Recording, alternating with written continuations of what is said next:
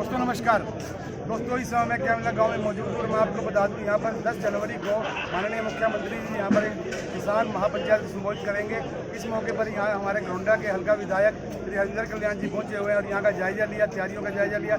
आइए बात करते हैं यहाँ क्या प्रोग्राम 10 तारीख को होने जा रहा है। सबसे पहले क्या प्रोग्राम यहाँ 10 तारीख को होने जा रहा है?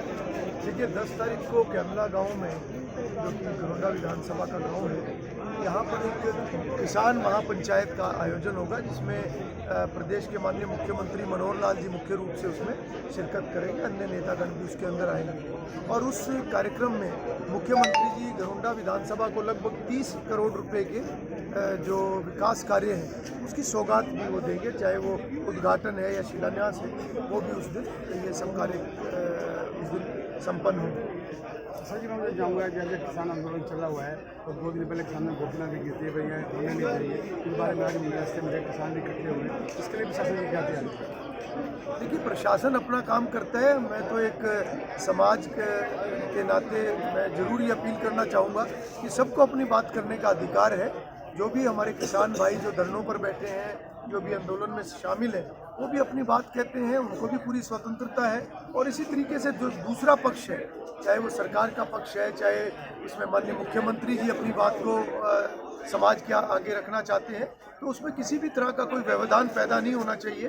क्योंकि आखिर समाज में कई बार ऐसा मौका आता है जब विचारों के मतभेद हो जाते हैं किसी भी विषय के ऊपर, पर उसमें जब भी दोनों पक्ष की बातें आती हैं तो फिर समाज को उसकी जानकारी भी मिलती है दोनों पक्ष की, और फिर आने वाले समय में समाज ही उसका निर्णय करता है कि उस बात में क्या ठीक है क्या गलत है। कुछ भ्रांतियाँ भी होती हैं और वो भ्रांतियाँ भी उससे दूर होती हैं। तो ये मैं खास तौर पर अपील करना चाहूँगा कि हमें समाज के नाते हमेशा एकजुट रहना चाहिए। जो धरने पर बैठे हैं वो भी हमारे किसान भाई हैं, वहाँ भी वार्ता का दौर लगातार जारी है। उम्मीद है जल्दी वो समस्या का हल होगा। और जो यहाँ पर भी जो कार्यक्रम कर रहे हैं वो भी हमारे किसान भाई कर रहे हैं। तो हमें समाज में सभी को एकजुट होकर रहना चाहिए। 8 जनवरी को किसानों ने और सरकार ने बैठना था, इस बारे में क्या सवाल क्या फैसला? देखिए भारतीय जनता पार्टी की सरकार, चाहे मैं प्रधानमंत्री नरेंद्र मोदी जी की बात करूं, चाहे माननीय कृषि मंत्री नरेंद्र तोमर जी की बात करूं, या हमारे गृह मंत्री अमित शाह जी, मैं इतना जरूर कहना चाहूँगा कि बहुत ही गंभीरता के साथ वो इस विषय में सभी लगे हुए हैं कि किसी भी तरीके का कोई गतिरोध नहीं होना चाहिए।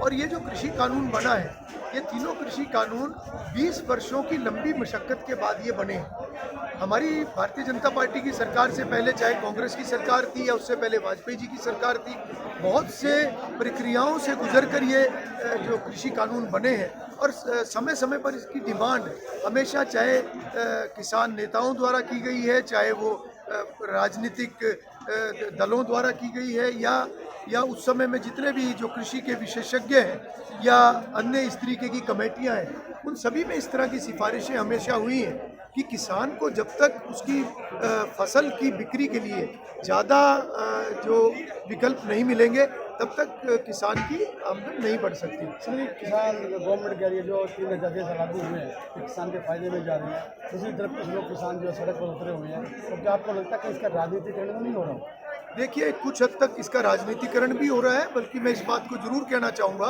कि ये जो 3 कृषि कानून बने हैं, इससे जो एक भ्रांति लोगों के बीच में फैलाने का कुछ लोगों ने काम किया है कि एक 3 कृषि कानून बनने के बाद मंडियां खत्म हो जाएंगी, एमएसपी खत्म हो जाएगी, ये बिल्कुल झूठ है। जो पुरानी व्यवस्था है वो कायम रहेगी, मंडी कायम रहेगी, एमएसपी कायम रहेगी। ये एक दूसरा विकल्प किसानों को दिया गया है कि मंडी व्यवस्था के अलावा भी अगर कोई सीधे तौर पर अपनी फसल की बिक्री करना चाहता है, अगर उनको ज़्यादा रेट मिलता है तो वो कर सकते हैं। अगर वो पुराने विकल्प के ऊपर पुरानी व्यवस्था में वो अपना काम करना चाहते हैं तो वो पुराना विकल्प भी हमेशा जारी है। 10 तारीख को जो कैमला गांव में रैली है ये होने जा रही है जी, इसके लिए सभी तैयारियों में लगे हुए हैं और लोगों के अंदर भी उत्साह है। उस दिन माननीय मुख्यमंत्री मनोहर लाल जी यहाँ पर आकर किसान जो पंचायत है उसको संबोधित करेंगे और सबके अंदर बहुत उत्साह है। इस महापंचायत में केंद्र से भी नेता जा रहे हैं?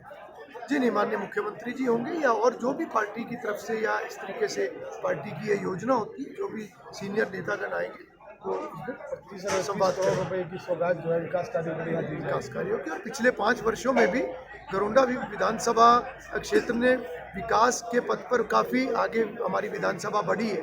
और मैं उसके लिए आभार व्यक्त करता हूँ मुख्यमंत्री मनोहर लाल जी का, जिनके आशीर्वाद से गरोंडा विधानसभा की बहुत पुरानी समस्याओं का भी हल हुआ है, 40-40 साल पुरानी समस्याओं का भी हल हुआ है। और हमें पूरा विश्वास है कि जो हमारे सरकार का दूसरा कार्यकाल है, जो बचे हुए 4 वर्ष है, पहला वर्ष कोरोना काल की वजह से कामों में बहुत रुकावटें आई हैं, आने वाले जो अगले 4 वर्ष है इनमें इसी तरीके से गरोंडा विधानसभा तरक्की के मार्ग पर आगे बढ़ेगा। सर, आपके मार्गदर्शन में गरोंडा तरक्की करेंगे, हमारी शुभकामनाएं। सर, उम्मीद करते हैं कि और भी गरोंडा विकास करेगा। 6 साल में जो आपने विकास करेंगे सबके सामने है। मैं भी इसका परिचय किया हूँ, 40 साल से कोई काम नहीं हुआ था, इसके लिए गरोंडा दर्पण भी आपका बहुत बहुत धन्यवाद करते हैं। उम्मीद करता है हमारे जो मुख्यमंत्री जी आ रहे हैं और भी यहाँ गरोंडा में और सौगात देकर जाएंगे और विकास कार्य के लोग देकर जाएंगे, ताकि आप लोग यहाँ पर बढ़िया विकास करें। धन्यवाद, धन्यवाद Praveen ji. Thank you sir. ये हमारे विधायक रविंद्र कल्याण जी थे, जिन्होंने बताया कि पिछले 6 साल में विकास कार्य होगा। यहाँ मुख्यमंत्री जी ने पूरा साथ दिया है कल्याण जी का, और आगे भी उम्मीद करते हैं कि पूरा साथ मिलेगा। गरोंडा जो है तरक्की के रास्ते पर चलेगा, ऐसी उम्मीद है। मैं प्रवीण कौशिक, गरोंडा दर्पण। Thank you very much.